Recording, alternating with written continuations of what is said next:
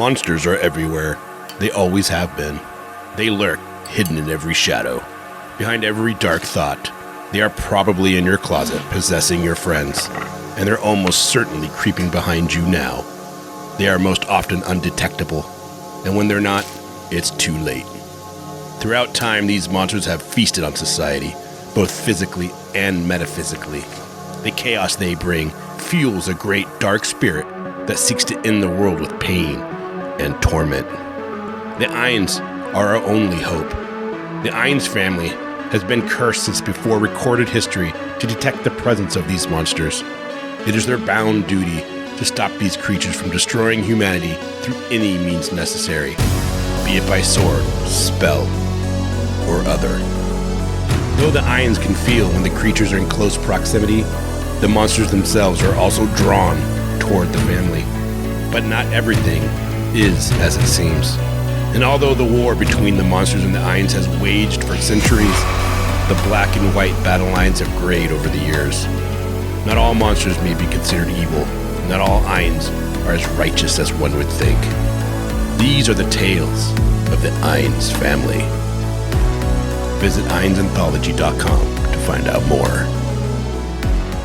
Hi, everybody. Welcome to another new episode of Everything Horror Podcast. And tonight, with me, we got also my lovely fiance, Tessa Baker. And how many here like horror comics? And not just horror comics, but horror anthologies. I'm raising my hand right now, and you guys cannot see me. Yep, me too. And, I got both of them. I got my 5 fingers and 5 nails and 5 toes up in the air, too, waving all around like a good time. It's great. But anyway, joining us tonight to talk about this upcoming new horror comic anthology, which is called the Eynes Anthology, is none other than John Horsley and Casey Allen. Welcome, guys. Welcome. Thanks for having me, man. Hey, no problemo. I mean, you wanted it done, and I'm going to get it done. Appreciate that so much. No problem. And just for the record, just in case, depending on when this comes out, you guys are having a Kickstarter on February 1st. Any specific time that it's going up? It's going to go up at 8 a.m. Pacific on February 1st. So after 8 a.m. Pacific on February 1st, you'll be able to go to Eynes Anthology, EYNES.com/Kickstarter, and it'll take you right to the page, and it'll show you all the fun stuff we put together. That's awesome. So I have it set up from whoever was doing, I think it was Kathy that was doing the email. So he sent me a nice link to the profile of your Kickstarter profile. So I followed you. So as soon as it goes live, I'll get that notification. So did you nice. Kathy? Awesome. I think Casey. It's fine. It's fine. I've been called a lot worse. A lot worse by me too. Oh, geez. I'm sure most of it was deserved. Yeah. Well, real quick, John, for those that are listening like me and everybody else, could you give us a little backstory, origin story of who you are and how you got into horror and to become one of the creators of this upcoming anthology comic book series?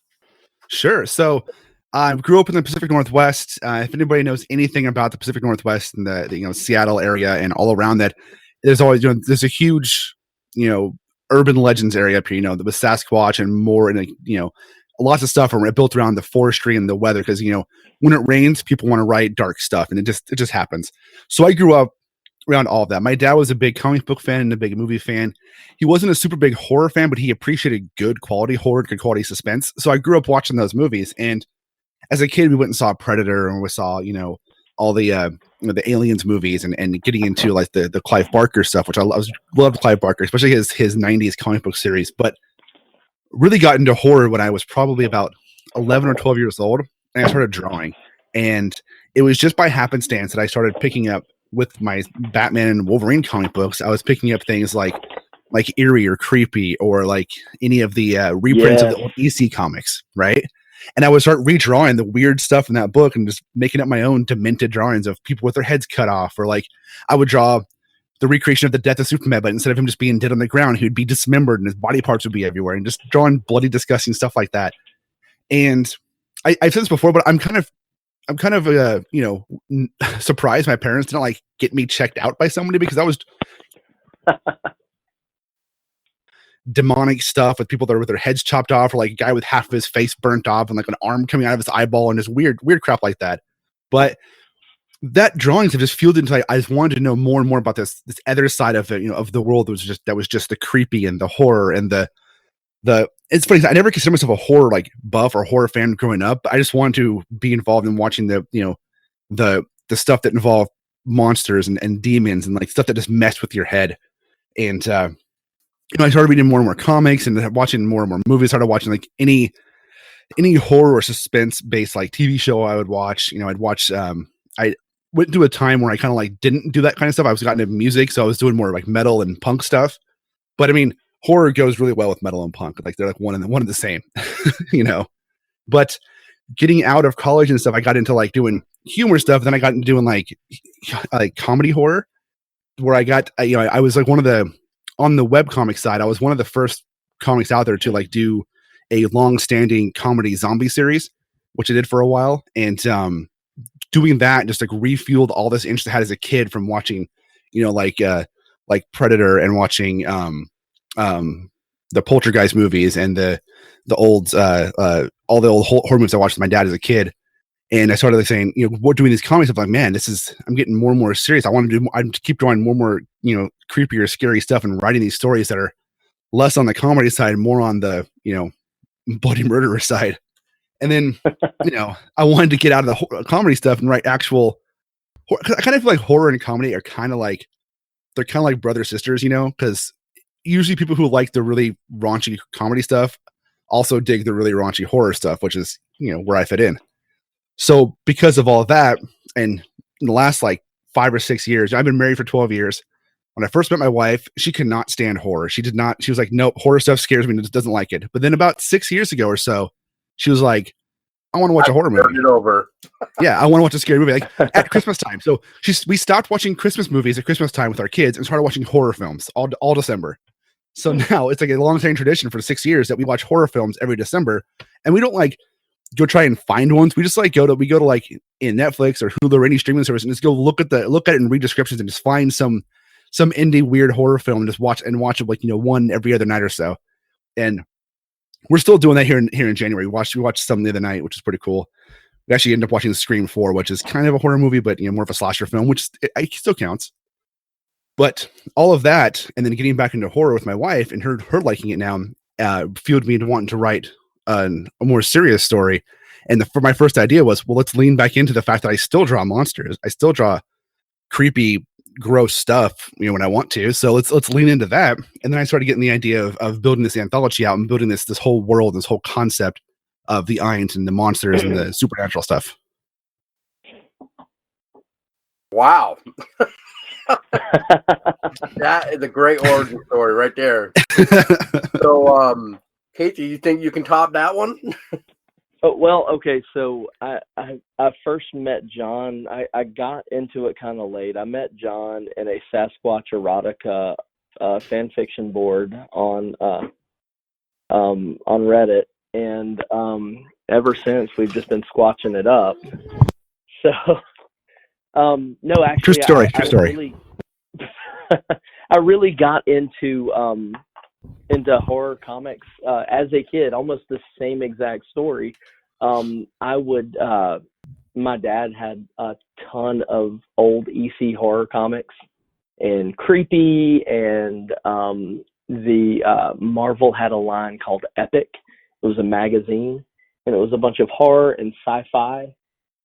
People like Mobius, people just really on the kind of cutting edge of that genre stuff at the time, and I was really big into that. And as an adult, as a kid, I kind of got out of comics for a little while and went more into the music stuff. And then as an adult, I kind of came back to it and started writing comics just a few years ago. I started helping with a website called The Comic Jam, and now I'm the online editor for The Comic Jam, and I just kind of help to organize everything and get everybody kind of set up to do the comics. And from that, that's how I met John. And he told me about the concept for this book, and it really intrigued me. And I'm almost certain that everything was pretty much done on the creative side for the most part. And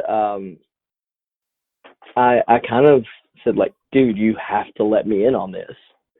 And so I came up with a quick story, and after that, we've just been kind of hitting it off. Yeah, it's kind of the perfect happenstance of events of us becoming friends through the Comic Jam and through my podcast, Spoiler Country, just kind of talking about the episodes there and stuff on the Comic Jam. I did a couple things with Casey for the Comic Jam, and then I kept talking to him about this project that I'm working on, and all these creators I had on it working with me, and and he ended up writing a story and coming in, and his story was for a guy who's only been writing comics for a couple of years, it was fantastic. It was great, and I had to let him in. And then when I decided that this project had become bigger than me, it become the process to get it to completion, to get it to print, to get it in people's hands had become bigger than something I could just do on myself, because I got a full-time job. I host 3 podcasts and I have 5 kids. So I got to have some time. I have to learn to like let some things off my plate. And I went to Casey. He was one of the first ones I thought of, actually, if not the first one, but I didn't want to ask him at first because I know he's busy with stuff. But I asked him, and I was like, hey, are you interested in this at all? Like coming on as an editor and helping me out with all the back end admin stuff and editing the book with me. And he's like, absolutely. So it was kind of like the great happenstance of events. It got us to where him and I can take this book from where I had it to about 8 months ago, and then now to where it's like it's ready to come out. And without him, I wouldn't have been able to get to where I'm at today. It's been a really fun road. Oh, it already sounds it. I mean, the horror genre is already like a great fan base anyway. Like, we're pretty humble unless you get into those weird hardcore fans that really like need to break down and be like, no, this is how it's done. And it's like, no, I'm done. Every genre has those fans, unfortunately, but the horror genre seems to be one of the biggest, most accepting fandoms out there for creators of all walks of life, and that's why I love it so much. Exactly. Yeah, go ahead. Yeah, seems like sometimes when you get into like genre stuff, whether it's horror or sci-fi or comic books or even music styles, people get really ultra snobby. But I haven't encountered that at all with the horror fandom, like, period. It seems like people who are into metal and people who are also into horror, they share this weird Venn diagram where they're not assholes and they're just like, fucking bring it on, dude. They just want to have fun. You got. Yeah, they just want to have fun and have a good time. And that's my kind of people. People want to just have fun, have a good time. And you know what? Maybe something you read is not the best, but you don't need to bash it. And I find that's true in this genre and the fandom. And that's one of the reasons why I lean into it so much, because 1, I enjoy it myself, and 2, it's an accepting genre. Yeah, some of the best people in the world I've met through this. Yeah, well, it's quite funny that you mentioned metalheads and horror. Is where my fiance and I are both metalheads, and we both love horror. So, that's awesome. You should actually tell them the story of how we actually met. They will really like that one. Oh, I'd love to hear it. Oh, boy. All right. Well, it has been a while, actually, that we've actually mentioned it on this show. And so the story goes like this. We both knew some mutual friend, and through her photography business, we met through there. But at the time, it was our friends who were getting ready to move to Virginia, and they wanted to do like a farewell type of photography thing. And one of the themes that I was going to be in, was called The Faces of Death, and I was going to be murdered in the snow. Oh, that's awesome.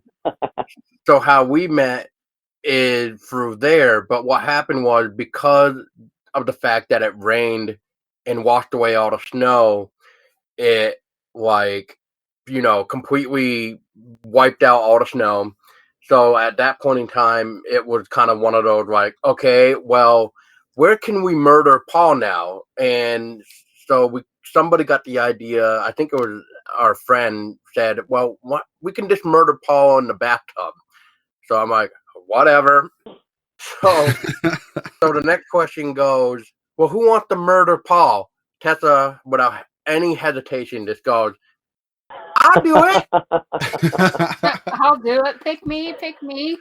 And just for a little note on this too is, so we needed a murder weapon. So I told our friend Allison anyway, that, I got the perfect murder weapon. Don't worry, I'll bring it with me.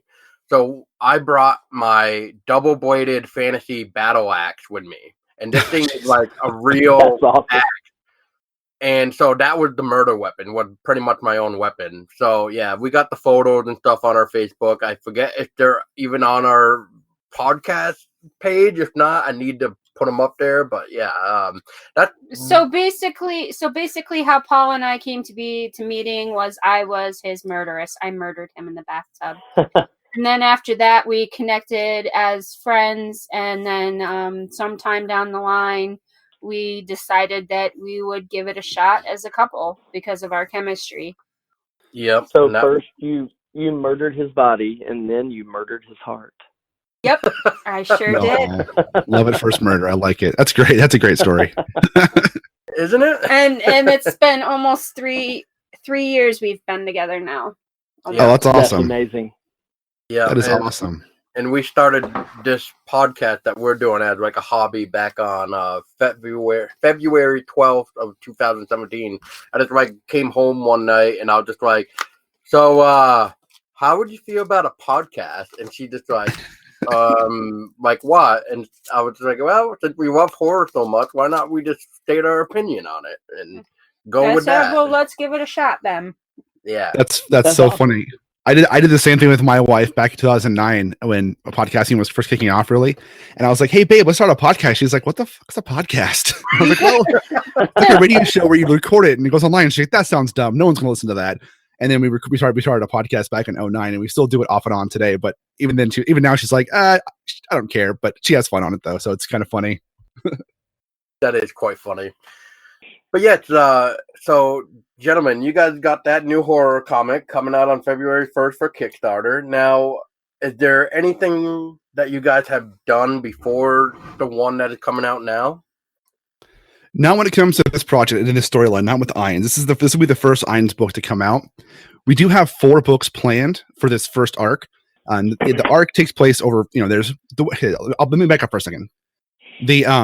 I don't think, Casey, have we told the pitch of what the Eynes is yet on this one? Not yet. I don't think so. I don't think we have. No. Okay, so let me give you the pitch so you guys so everybody listening knows what the hell we're talking about. So the Eynes family is a family that is intertwined with the supernatural, with the monsters and the things go bump in the night. They have an affinity to and an attraction to these monsters of the world, and the monsters of the world have an attraction to the Eynes. So before recorded history, something happened, and I'm not going to disclose what it was because read the books if you want to know. And these families and the monsters of the world became connected. And what the book does is it tells short stories throughout time. And the first book takes place over 1,000 years, and you get short stories throughout the history of the family of their dealings with monsters and the supernatural elements of the world. And what you get basically snapshots into these people's lives and certain aspects of their lives that they dealt with something on the monster side. Now, what's interesting about this world is not everything is black and white. Not all monsters are bad. Not all Eynes are good. And it's not always clear which side the person you're reading is on. Where you may think a monster is going to be bad, but by the end of the story, you're like, oh, wait, maybe they weren't quite so bad. And maybe it was the other guy that was a little more on the evil side. And it's written that way specifically because we didn't want to fall into normal genre tropes of good versus evil, evil versus good. We wanted to allow things to have that mystery. Right, exactly, Casey. It's the way the world works. So this book tells 10 stories that take place throughout time of the family and allows you to snip into their lives and kind of see what they're doing. Now, this first book is a world building book. We pick stories for this book that pick up the world and tell you, kind of this is what can happen in this world. It kind of gets you ready for the next book. And in each book, each of the 4 books tells one complete story, but then all 4 books together will tell one bigger story. I like it. I like this Yeah. already. I like the sound of this already. It's a challenge for Casey and I, because Casey and I have taken on the task of making sure each book has a story and making sure all 4 books tell one bigger story. So that's the task for us. But we have other people working on their shorter stories to tell the smaller stories for the world. And we have some of the greatest like creators and writers working on this with us. I'm really humbled by working with some of these the talents we have on here. We have people from all over the world. There's this one guy in particular. His name's Rick Bugby. He's an artist outside of Michigan, so not necessarily on the other side of the world. However, his art will just blow you away. There's another guy. Where's Baino from? He's from Argentina. It's pronounced Baino. Baino. Oh my God, that dude. Super great guy. And on top of that, his artwork is insane. It's some of the John kept sending me the like drafts of the pages, and it's one of I think it's the only story we have in volume 1 where we're not touching this art. Yeah, we're not coloring it. Yep, we left it black and white because the blacks, the inks on it are so incredible. The dude is just a master. He's a master of, if you know Frank Miller's work from Sin City, where how Frank Miller uses negative space to tell stories and to give you depth, Bayano uses negative space to the same level of Frank Miller in Sin City, and it is amazing. If you guys looked at the press package page and you saw the one page for the cross path, which has the guy on the horse and the negative space cape and the bird in negative space, that's the quality of all 8 pages of that story, and I was beyond impressed when I got the pages back from him. I was like, oh my God, I am so glad I found you. Oh yeah. Also, you get a sexy fuck demon. So if that doesn't put some dollars into the till, then come on. Right. Well, I'm already intrigued by this whole project. Yeah, I mean, even the colored one that we see with, I'm not quite sure what's going on within the press package, but it looks like a society or a group of people in white. The castle. Yep. Yeah. Castle. Yes. Yeah, that's Rick Bugby drawing that one. That one's Some Days. That takes place in 1100 England, so it's all old castle, old style stuff, and yeah. That's Rick Bugby, and the colorist on that is DC Alonso. He's from Spain, and he's done work with IDW. Who else? Dark Horse, Lionsgate. Yeah.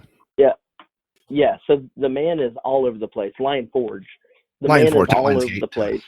Yeah, and just a consummate professional and he just seems like a good dude. And, like we were kind of saying off the record, but we'll put it on the record. It's kind of like what we were talking about, like, before we started this, is like, it's always good to get that type of connection with somebody as well. So. Oh, exactly. And, it's like right now, even before we recorded, we were just talking just to kind of make a connection too, just to show us we're humble and, having a good time and stuff like that. And we always need our coffee too. I mean, I know Seattle man over there, like, coffee. And, right. Paul's got his Death Wish coffee over here in his skull mug. So. Oh, Death Wish coffee is so good.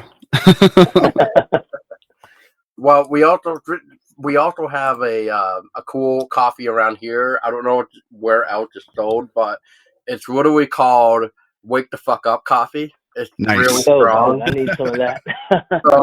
so we'll have to get some and ship you it. Yeah.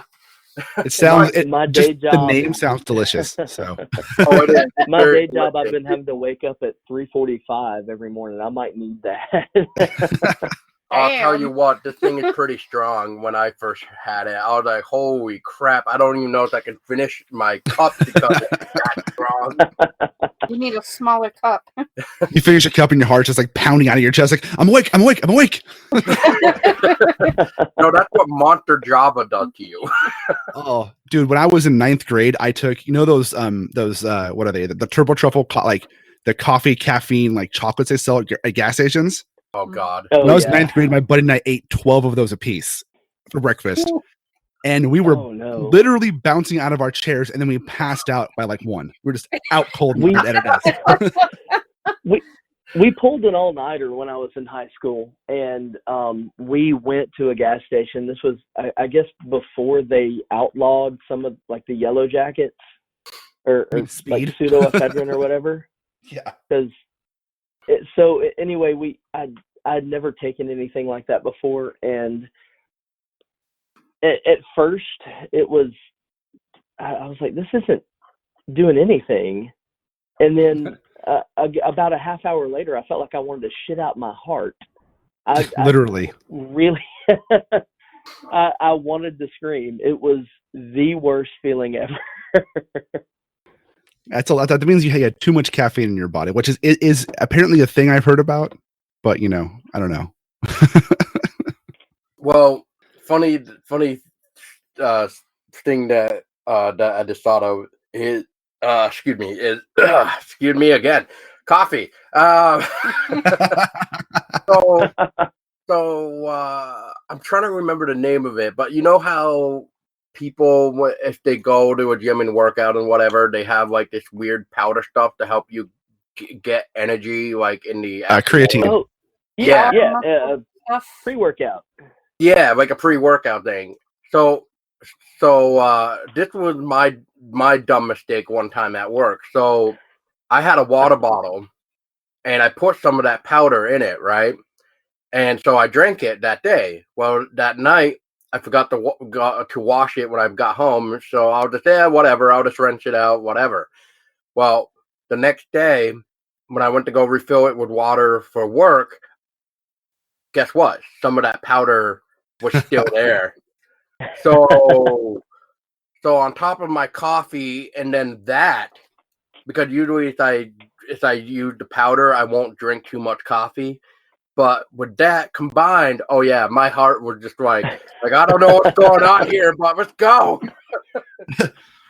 We can do anything now. We can do anything. Let's run a marathon.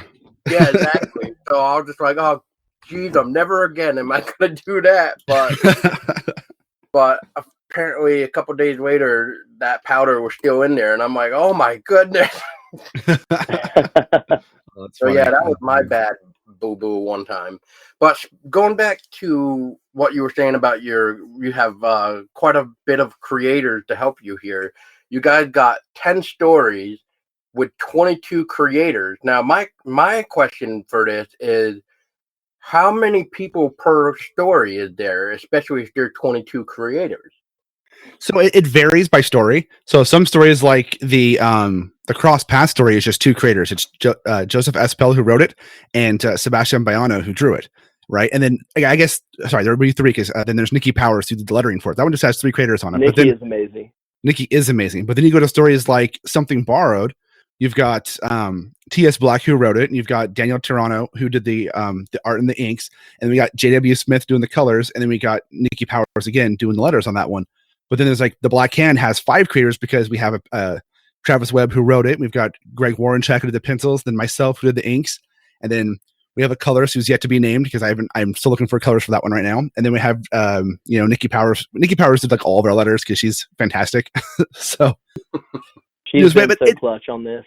Right, she has been. And so we have various creators on each story, and then we have like my wife is technically a creator in the book as well because she's doing letters. She's like right now the only other letterist besides Nikki because she's doing hand lettering and calligraphy for one of the stories that I'm working on.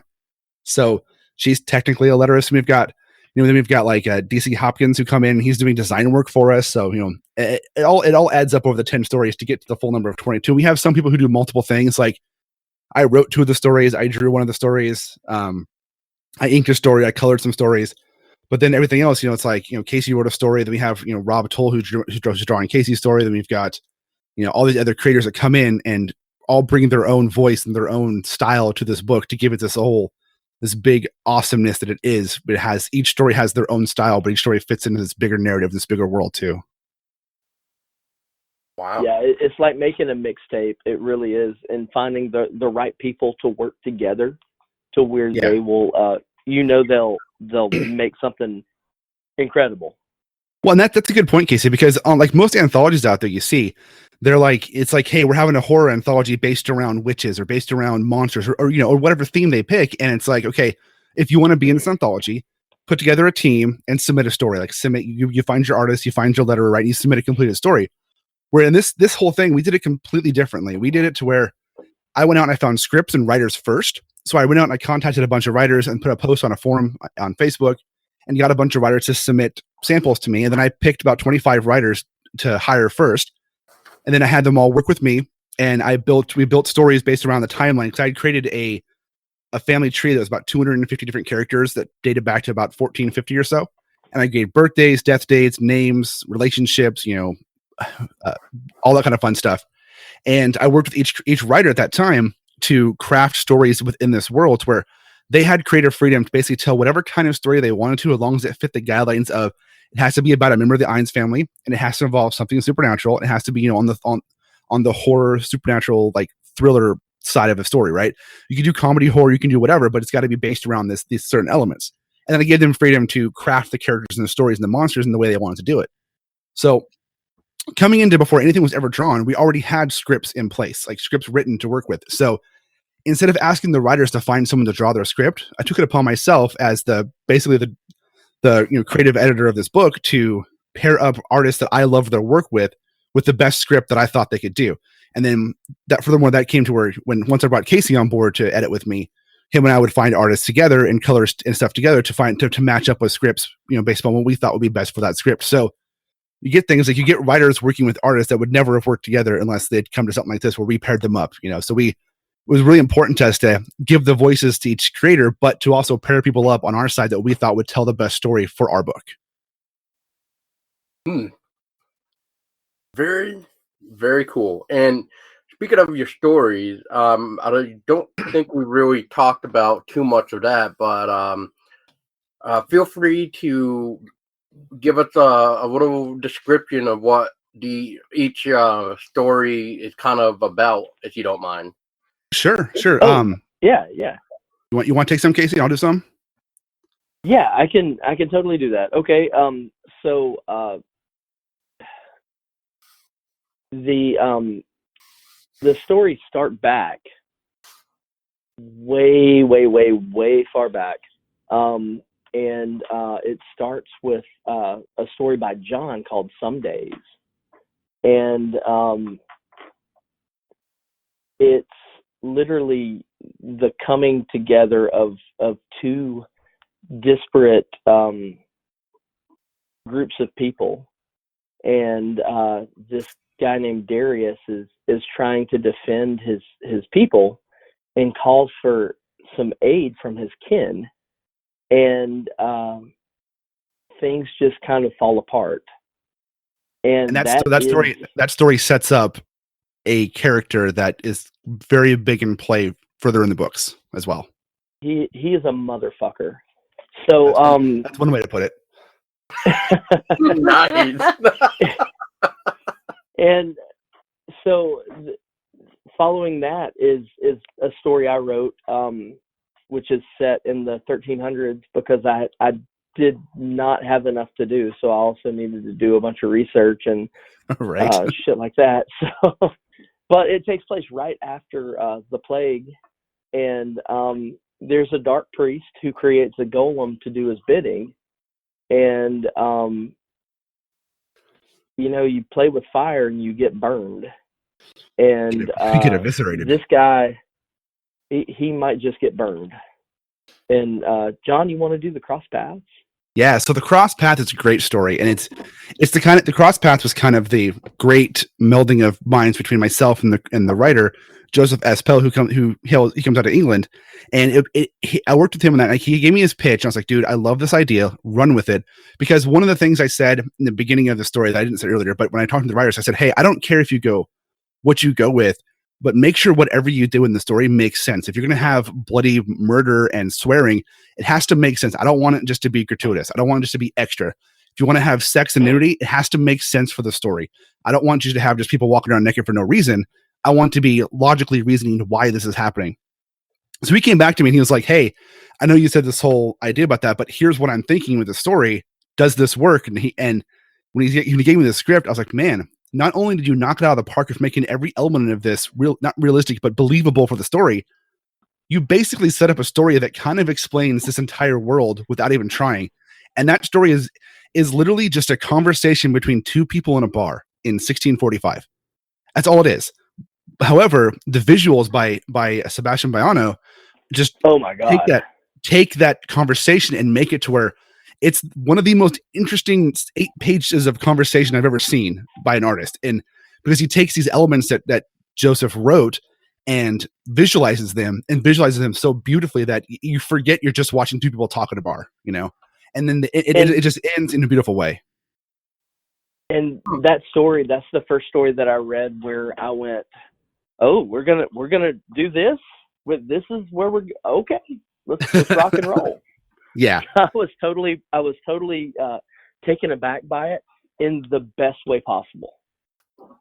Yeah, and then after that one, we have a story called The Black Hand, written by Travis Webb, pencils by Greg Warrenchak, and inks by me.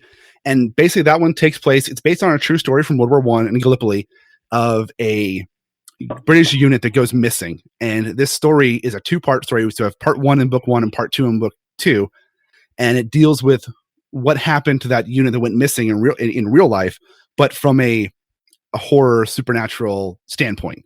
And it's a fantastic script, and it's really well paced for being a 16-page overall story. It's paced to where it builds and builds and builds, and then all of a sudden you realize, oh my God, I'm in a ton of action right now. And it's Travis knocked out of the park on that. I mean, I'm very partial to all these scripts and stories. As you can tell, I'm going to say all of them are great because I love all of them. Otherwise, they wouldn't be in my book. But I'm definitely biased in the fact that I think these are all amazing stories. And you and Greg killed the art on that. That was a lot of fun. That was a lot of fun to ink his pencils. If you guys are familiar with Tintin, the art from that, where it's the characters are almost kind of cartoonish, but the backgrounds are really lush, and there's a lot of detail there. It's incredible, and it works so well with the actual story content. The dichotomy between the two is really insane how it works. I don't want to give anything away. Yeah, don't give anything away. Read the story. I'm good at that. I know, right? The next story we're going to talk about originally on the website, he wrote in the synopsis, he wrote the ending of the story. And I was like, God damn it, Casey. But can you talk about that story without giving it away this time, Casey? Yeah. So in Camelot's Gift, there's this guy named Camelot who is terrorizing London, and there's a guy who is on his trail, and he's on his way home after a long night of hunting for the guy, and he hears a crash from his own apartment. And if I keep talking about it, John will send me an angry email. So I'm going to stop right there. But yeah, that one's Rick cool Bugbee. Too. Yeah, Rick Bugbee did the art. Sorry, I meant to interrupt you, but I like to point out that story that there's no words in it. There's no talking. It's 6 pages of just art, which Rick made it to where you don't have to have words. The pacing in that story is insane. How Rick did it, it really blew me away. I have a feeling after this book and people start and all the talk I've been doing about Rick on every show I go on to, he's going to get a lot more work, and I hope so. We're gonna screw ourselves out of working with Rick. So after that one, we go to the 50s, and we have The Wanderer, which is written by Michael Tanner, who also wrote Junior Waves of the Apocalypse for Oni Press, and it's drawn by Clayton Hollyfield, who his comic series is called San Win. About essentially it's a comedic chef comic, but it's really, really well done. And all I'm going to say about this one is it stars a character named Gibson Eynes, and he is an evil bastard. And He is a fucking douche. Yeah. And this story, when I first read it, it literally made my stomach turn when I got to the ending of the story. However, I was like, no, this is perfect. This builds up that we have this evil people who are in the family in this world. So we're leaving it. So that's actually the one story that we had a creator, a colorist, we sent the story to, and who signed on to color it, read the script and was like, I can't do this. This is too dark. I'm like, then I guess we hit the point. And that's where horror shouldn't be easy.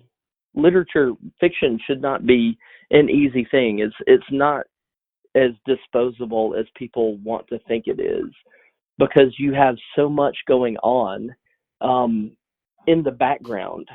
You have real issues that affect real people that you can write about in horror fiction, and it'll punch you in the gut.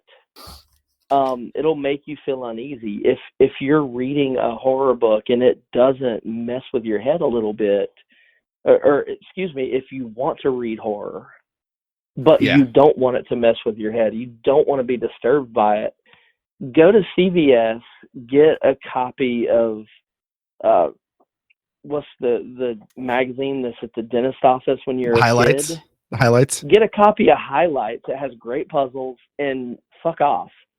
We don't. you need to be disturbed. You need to feel kind of icky about stuff when it comes to horror, because otherwise, what's the point? Right. Exactly. So, me to the next one. All right. The next story is called Nate Ertzad and the Skinwalkers, and it's written by Greg Smith, who also wrote Junior Raise the Apocalypse with Michael Tanner, and it's drawn by J. Paul Sheik. And there's quick synopsis of that one is it's in the 1980s, and Nate Ertzad and his sister Casey are on the hunt, but they encounter something they can't handle. And by the title, you can tell that what they encounter is a skinwalker. And I don't want to give more away because it'll give away the story, but it's a very well. This one's a little more like 80s camp horror written style, but it's still beautiful. It's still fantastic. The art in this is fantastic. Oh my goodness. Yeah, J. Paul Sheik does a great job on the art. He's doing all of it, the inks, the pencils, the coloring, everything. It has a really cool like water tone, opaque style to it, which is awesome. And the next one is by our good buddy Kenrick Regan, who is the other guy on the Spoiler Country podcast, which John hosts. And the art is by Scott Godlewski, who has done comics for DC. I think he did Batwoman. He does Copperhead, which is an Image title, and so many other like huge titles. And somehow John and Kenrick enticed him to come over and do this, our little tiny comic. And it's mind-blowing, his artwork on this. But it's about Nancy Eynes, who works for a big guy that everybody knows about. And she hunts the thing that devours kids in the streets around Christmas time. And I'm talking about Krampus. So that is Nancy Eynes, Krampus hunter, killer, excuse me. Do you know what it's called? Do you remember what it's called? Yeah. The tea is, I need more tea. Yeah, you do. Next story, we have two more stories in the book. Next one is Something Borrowed, written by T.S. Black out of Nigeria, art by Dennis Torona out of the Philippines, colors by J.W. Smith out of California, letters by Nikki Powers out of California as well. Basically, this one takes place a little bit in the future. It takes place in about the year 2025 or so, and it deals with a character named Scarlett Eynes going to boarding school, essentially, and they encounter somebody who is possessed. And that's where it goes. I'll let you take the last one, Casey. Okay, and there's going to be a thread between the stories, and it's basically going to help us to tie all these disparate ideas together, and really adds a different dimension to the entire book, because reading these all on their own is one thing, and they all work on their own. That was kind of a prerequisite for us to do this. We wanted not only, good fiction by good creators, we wanted stories that, you know, even though we wanted to kind of tie everything together in a nice little bow for everybody, we wanted it to stand on its own. So putting this thread in between the pages of the actual stories is just kind of icing on the cake, and it will lead us to a conclusion in the book, and also lead us to hopefully book 2, which we have together almost completely completed, that's the dumbest sentence I've ever said. It's almost completely done. But we're, you know, going to get book 1 out, and we have a few more pages to do for book 2, and then hopefully by the end of the year we will have book 2 on Kickstarter ready to go. And if we play our cards right, we get enough funding for book 1, that'll put us that much closer to getting to book 2. Amazing. And speaking of interesting project coming to life and stuff, which I've started to notice a new, I don't really know how to word it, but we'll just say a new type of trend going on, it seems like. And that is whether it being like some type of board game now or a book like you guys are going to be doing, which is, so not only are you guys making a book to read about this interesting Eynes family and stuff, it's also going to be having its own soundtrack. And I'm starting to notice that a lot more. So what's the idea of that? Just to help the environment of reading it become more creepier?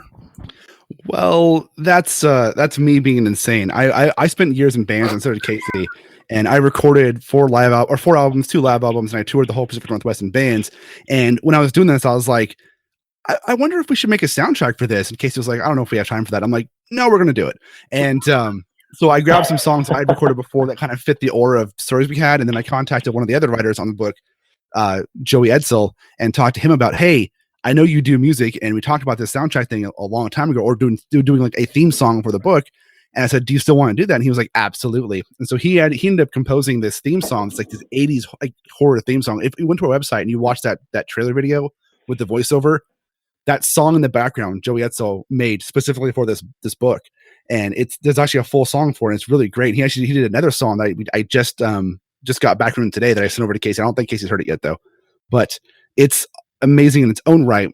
And then I end up working with a guy locally that I know who does podcasts and about music. He's a friend of mine. I was like, hey, if you know any bands that may want to help contribute to the soundtrack for this book that I'm doing, let me know. It's a horror book. I want to basically pair up each story with a song.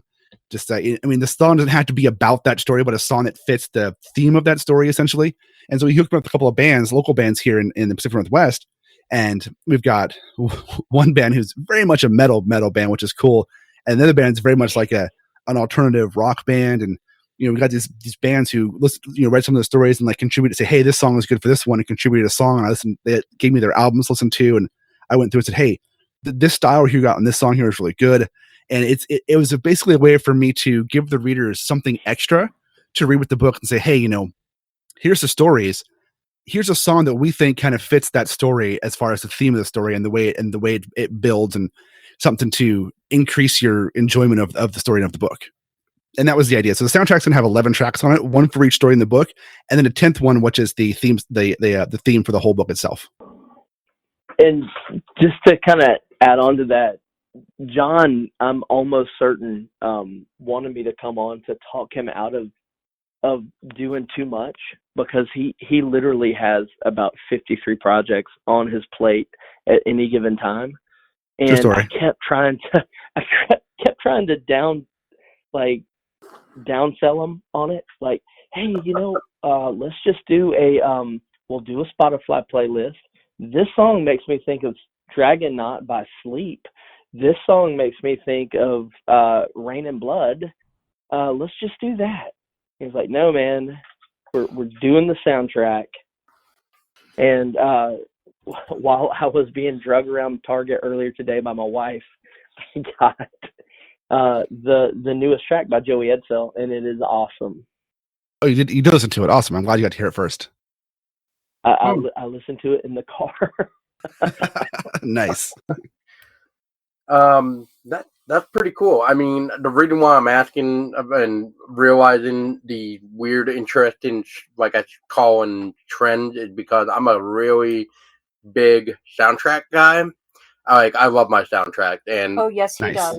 and yeah, Nice. you can vouch for me of how much I love soundtracks. Like, there's a couple movies or whatever that has a very awesome horror-y soundtrack where I'm like, oh yes, I need it, and then I go look it up to see if I can purchase it on like iTunes or whatever, and of course it's not available. So it's like, what the hell? I want it. That did that kind of go away from like the early '90s to mid, early aughts. There were some really amazing movie soundtracks that came out. You had Singles, you had The Crow, you had even like the dumb, horrible Batman movies they came out with after Tim Burton's Batman had some really good soundtrack songs, and that just kind of went away with the Buffalo, man.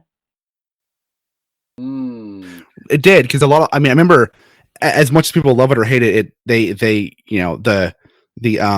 soundtrack for the movie Daredevil with Ben Affleck, like that was actually a really cool soundtrack. Like that, and I don't remember after that them doing really soundtracks for a lot of movies.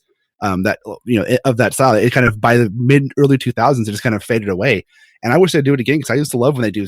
I mean, I know they still do it. Like Black Panther had a soundtrack that came out that was by the guy that's missing my brain right now. Oh my god!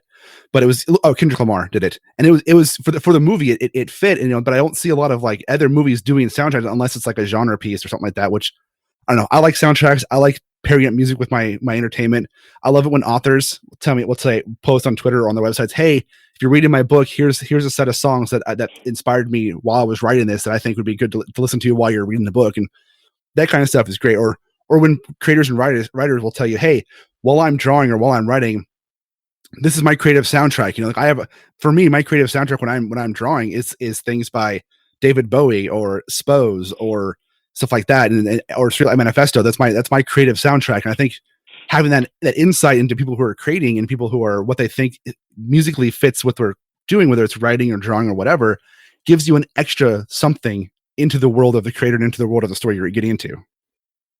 Yeah, I've been listening to, as I write lately, I've been listening to a lot of Sun and a lot of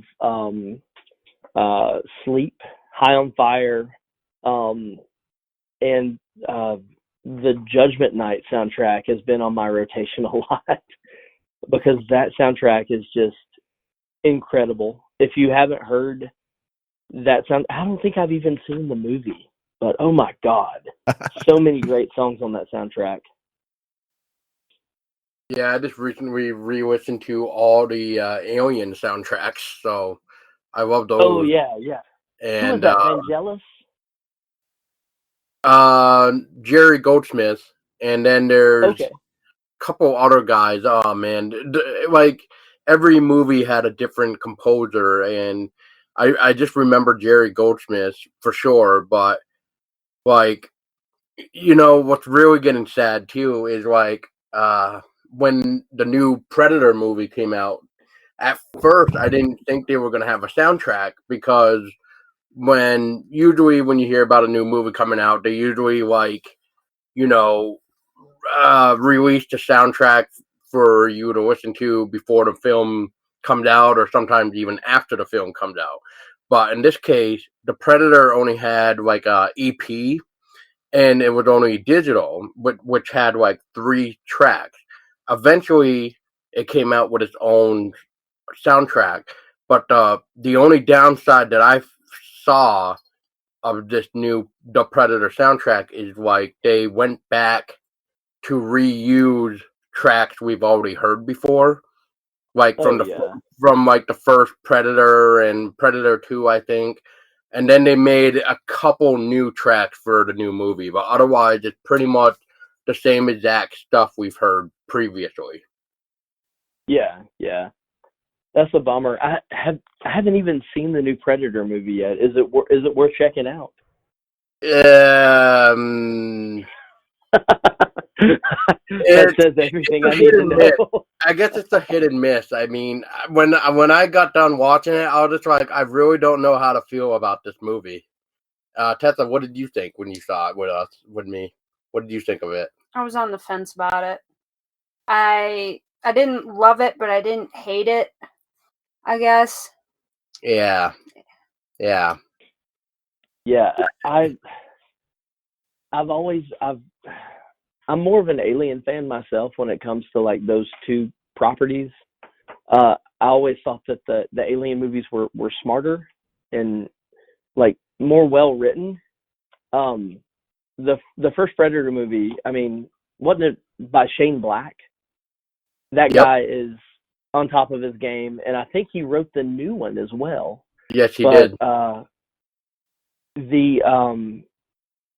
As far as like the franchise goes, like Aliens all the way, and I'm so I just watched the new Alien movie, the Covenant. Yep. And actually enjoyed it.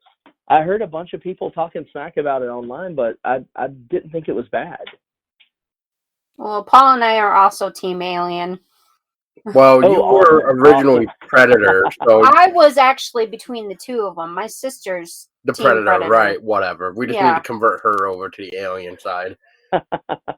Well, it's funny that we're mentioning these films because you know what's funny is we got the 40th anniversary of Alien coming out in June. We got Alien Day in April, and then we got the 5th anniversary coming of the video game Alien Isolation in October. So it's gonna be a pretty good Alien year, I think.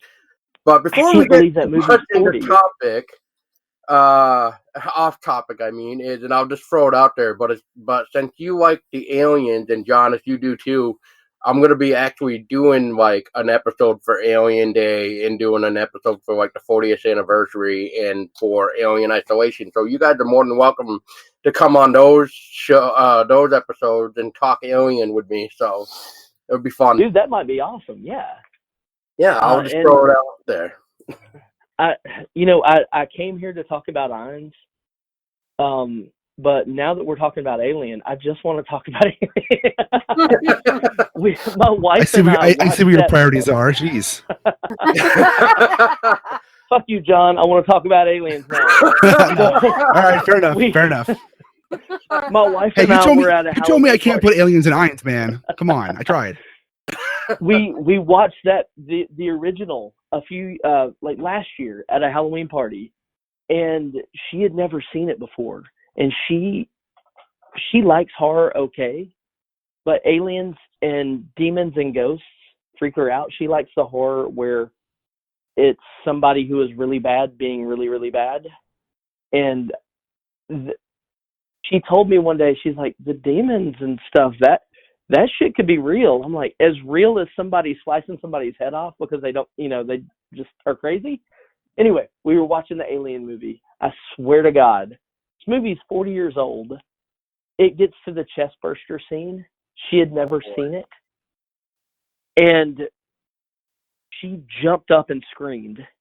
It was, I was waiting. It was so fun to actually see her reaction because it was the most genuine horror reaction I've ever seen. And my wife nearly pissed her pants. It was great. Good quality story there. Oh, man, that's great. But, yeah, so anyway, back on track here. So you guys are starting with the Kickstarter February 1st. Can we go into maybe what can we expect for pledges? Like, what can we expect for rewards, or how are you planning? Like, what's the goal? Like, what would you guys like to tell us? I can tell you whatever you want to know. Do you want to know pledges? It's fine. I can tell you the goals and everything. That was meant to be more of a joke than sarcastic, but there, I sorry, coffee's too much. So, we're trying to raise $4,500 to fund printing of the book and shipping of the book, and we were doing that, and we're just doing shipping and printing of the book because all the creators in the book have already been paid. I paid them before the book went to Kickstarter out of my own pocket to make sure that they didn't have to worry about waiting on a Kickstarter to get their money. And I'm a firm believer that creators who work on anything should be paid for their work. So everybody's been paid. We're just funding the publishing, not the publishing, the printing and the distribution of the book itself. Now, on the funding side or on the reward side, we have several tiers built out. The cheapest tier is obviously, you can just give us money for free or not get anything if you want to. Big thanks. We have that for $1, obviously. We have the $10 tier, which is digital, which means you get the PDF of the book and you get any other digital rewards we have. Like if we had other PDFs of books, or if we had like digital wallpapers or digital prints, those will all come in the rewards. And any reward above that $10 will get everything in that distribution level. Oh, hello. And we have for $20 you get the book, and that gets you just the regular book with all the digital stuff. And if we end up adding a print pack or end up adding anything else as the campaign goes on, like stretch goals, that'll also come in that $20. Now, if you want to go a little bit more, for $50, we have a variant sketch cover, which basically what that means is it's a white cover that has like a canvas material on it that I will personally draw or illustrate a monster or something on the front of it for you in full color. It'll be watercolored, or it'll be marker watercolored, or something or ink wash or something I'll do on it. I'll let whoever wants to buy that pick what they want me to draw, or if they want me to just draw a monster, I'll draw one of my favorite monsters. And that's for $50. And with that, you also get digital stuff, and you get any other structured rewards or print packs that we have. At $75, we have a one-of-a-kind item that's only one of them, and it is because when Clayton Hollyfield was doing the art for his story, The Wanderer, he printed out a copy of the script and did all of his sketches and layouts on a copy of the script. So for $75, you can get that one-of-a-kind script copy signed by Michael Tanner, the author, signed by Clayton Hollyfield, the artist, and signed by myself as a creator. And you'll get that. Plus, you'll get a sketch of Gibson Eynes, the character from the story. And you'll also get the book and any other stretch rewards that go in there. And then if you want to go a little bit more, if you're a retailer or if you want to buy multiple copies, for $100, you can get 5 copies of the book and get a 6th one free. So you get 6 for $100 plus all the other rewards we have. And then for $200, which is our highest level right now, we have original art. So if you want to get original art from the book, if you want to get an original page, you can get that for $200. And that'll give you, from any one of the stories we have the pages for, like The Cross Path, Something Borrowed, Some Days, Camelot's Gift, those ones we have the art for, or The Wanderer, you can have the original art page to put on your wall or do whatever you want with. Plus, you'll also get a copy of the book. You'll get a copy of all the other stretch goals if we get there, or any other rewards we add, print packs that will all come into that tier as well. And that original page will come signed by myself and by anybody else who is the artist and whoever else local to me that I can get signed that worked on that story. And those are all the rewards we have right now. We have a couple ideas for other rewards to add into it at some point, but we're not really. We're not releasing those yet until we have it finalized that we're actually going to be able to do them. So right now, those are the rewards you can get, and those will all be available, excuse me, on launch day. And we're really hoping that that people like the rewards we've picked, because I decided to pick rewards that that I would want to buy myself. And that's fair enough. And they all sound great rewards. Now, I know how with Kickstarter and stuff, there's stretch goals. Is there any type of stretch goal that you would like to maybe reach and unlock to get more, or have you guys decided maybe stretch goals isn't good enough, or not good, like good for this type of thing? But yeah, anyway. Yeah, we've been discussing different ideas for stretch goals, and we're wanting to do maybe a poster or something like that. I've been kind of throwing ideas at John for different extras we can do, and also different charities we could possibly help while we're doing this, because we love the comics community, we love the horror community, and if there's anything we can do to help out our community as we do this, let's fucking rock and roll, man. Let's do this. Now that's the attitude. Now that's the right attitude right there. I just gotta say that. But no, this looks really great.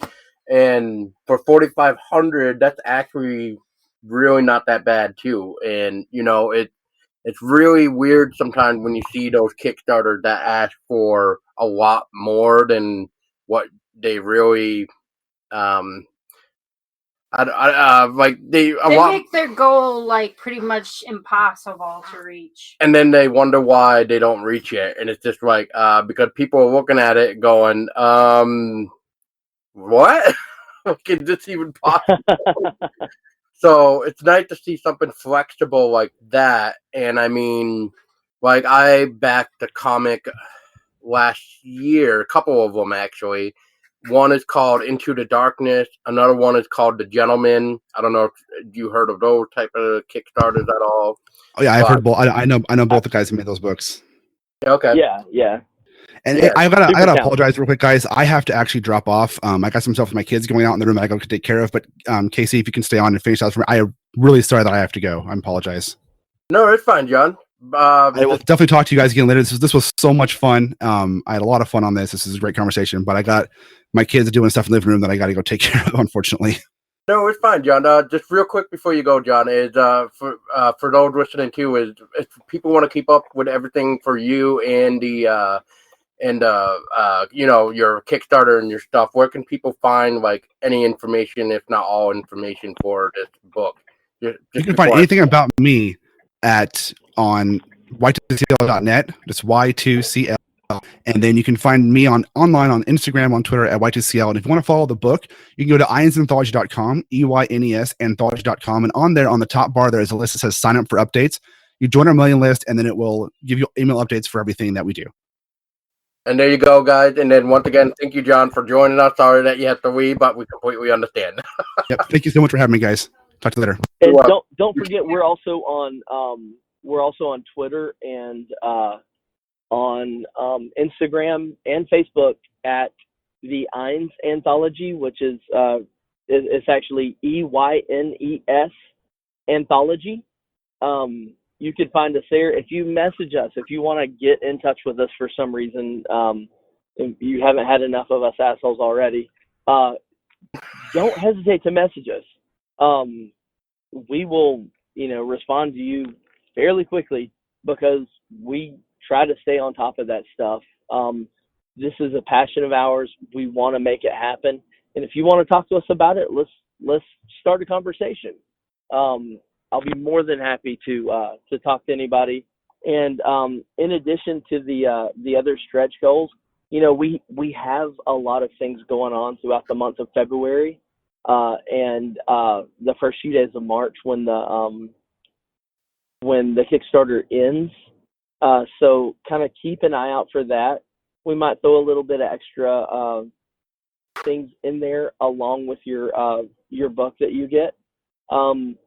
So let's get this thing off the ground and on to books 2, 3, and 4, hopefully. But book number 1, that's the most important step, right? Oh, agreed. It's always the first and most important step of it all, because otherwise the story can't continue without book 1. Exactly. And that mentioned, since you mentioned that about the Kickstarter, is how long does this Kickstarter run for? Because we know February 1st, but does it go to March 1st? No, it actually goes. We were able to because of February is a little bit of a shorter month. We're extending it to March the 5th. So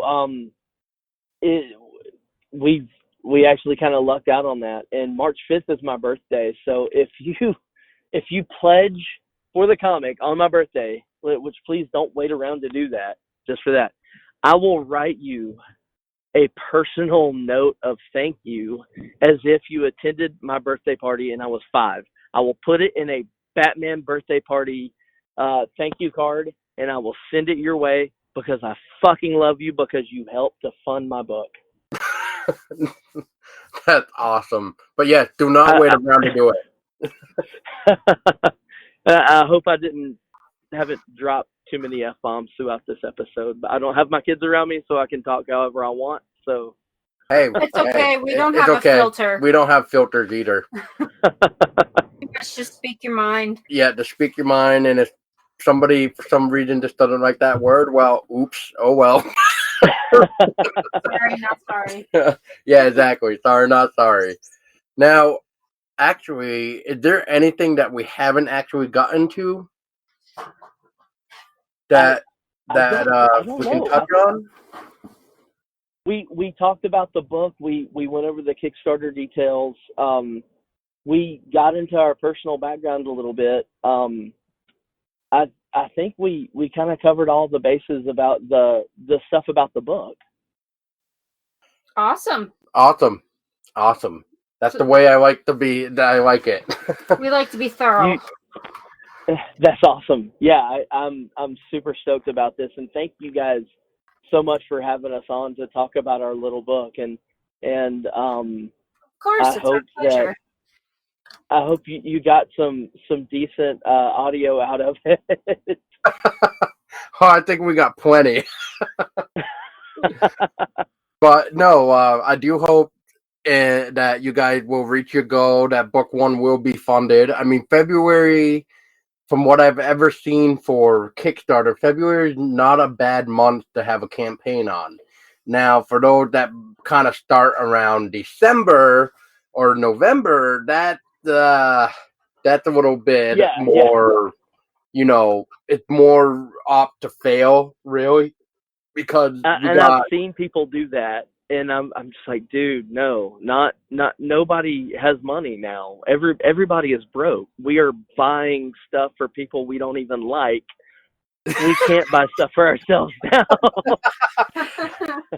Unless you're me, and I just buy stuff for myself anyway because I hate everybody. But You don't hate everybody. Well, I don't hate everybody, but that's the attitude I kind of give off sometimes. So, hey, I'm pretty sure you like your co-host.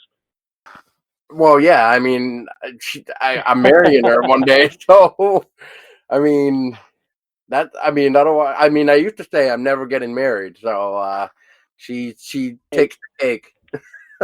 Y'all seem to have a really great chemistry and everything. And as a guy who's been married for going on 13 years, if you marry your best friend, then that's all you can ask for. And so good job, man. You guys obviously know what you're doing. So. Well, we try. I mean, the way. Well, then. Well, I mean, know what we're doing. I guess we try. I mean, I was taking it as like okay, we're doing. He's telling us we're doing a good job as a couple. That we're doing chemistry. So good, so much chemistry that we just want to murder each other every time this recording is like stopped. Well, I did murder you. Yes, you did. My turn. I already said that we could do a photo shoot and you could murder me. I already said that. I know you did. That's when you do your engagement photos or photos for the wedding. That's what you need to do. You need to have just an absolute bloodbath, and that's your engagement photos or your wedding photos. That's actually real cool idea. And I don't know, and just to go back to the alien topic real quick, and not like I'm trying to do this to us, but have you seen those wedding photos that one couple did because they were pregnant? No, I have not. Is it based on the wedding on the Alien movie? Like, yeah, so like this couple got married. The fiance, or the soon to be wife or wife at the time, whenever these photos were done. So because she was pregnant, she did a tribute. They did a tribute to Alien, and it was chest burster soon. The chest burster. So it was almost like she was pregnant to the chest burster. So that was the photo. Awesome. Oh yeah, that was really cool, and maybe we'll figure out something unique like that. But I think that one has to be like the most unique thing I've ever seen for a horror thing. But that's awesome.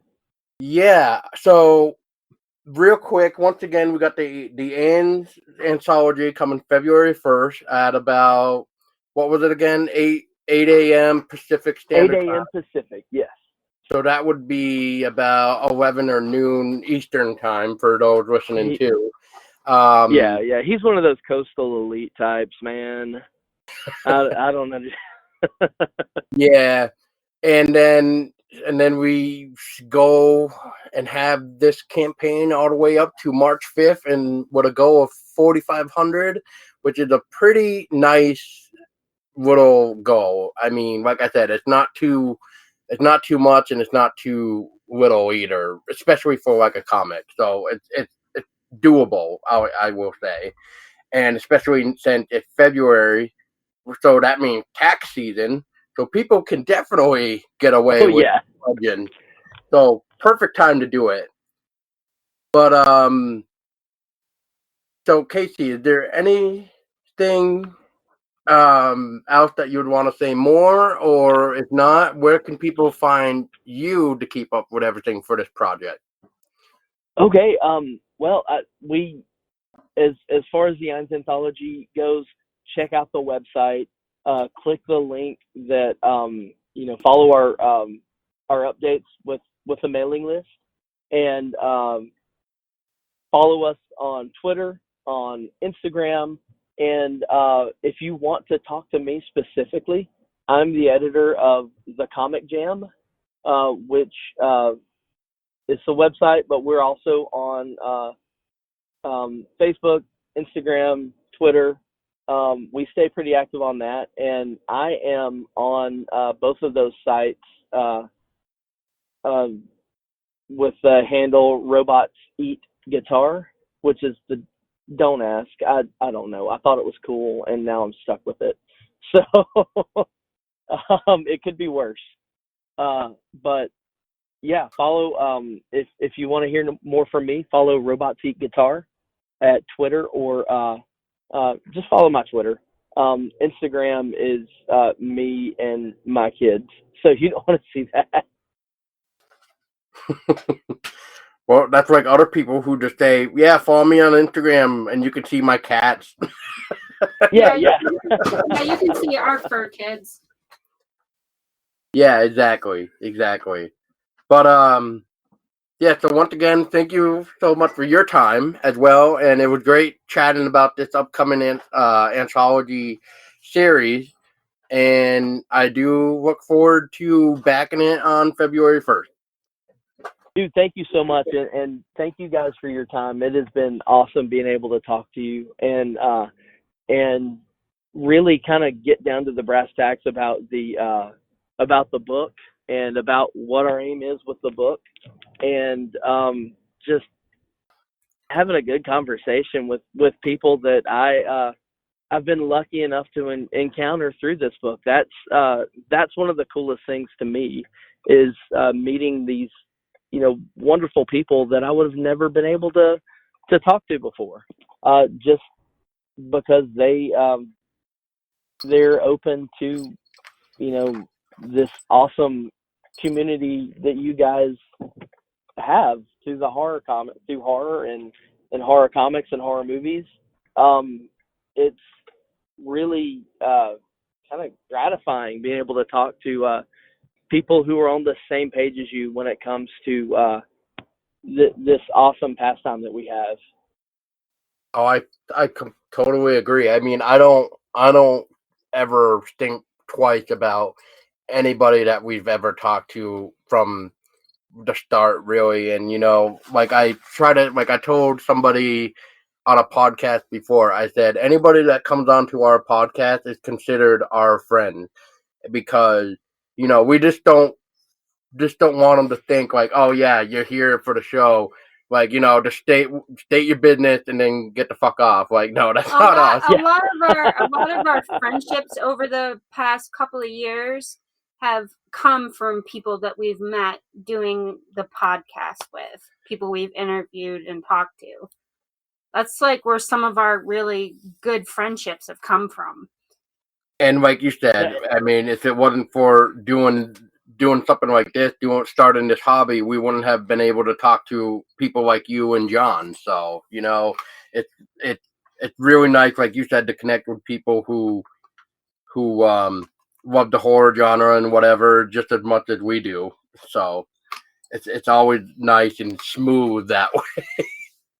Oh yeah, and that's how I met John too. I met John because we both had this this insane obsession with comics, and he's been my bro since the first time I met him, and I'm really fortunate to have been able to meet people like you and Tessa through this as well. It's pretty awesome.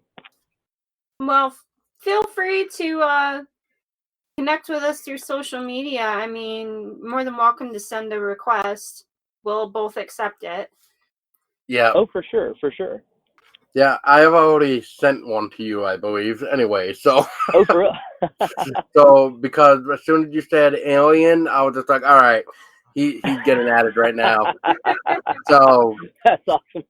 So before we end this, I'm going to say it again. You're more than welcome to come back onto the episodes about Alien so you can really dive into the Alien talk. And really, you're more than welcome to come back and state your opinion on anything that we are going to talk about in the future, too. So. Yeah. So, keep me. Oh, yeah, I'll keep you posted. For sure. All right, guys. Well, yeah. Thank you again, and I'm sure I'll be hearing more from you guys in the future. So y'all take it easy, okay? Oh, you too, Kathy. Well. All right, take it easy now. Yeah, you too. Sorry, and man. for those listening, well, I'm looking at a text that I just got from our friend Kathy, and I'm like, God damn it! And then, so yes. So before I read whatever myself again, rehumiliate whatever,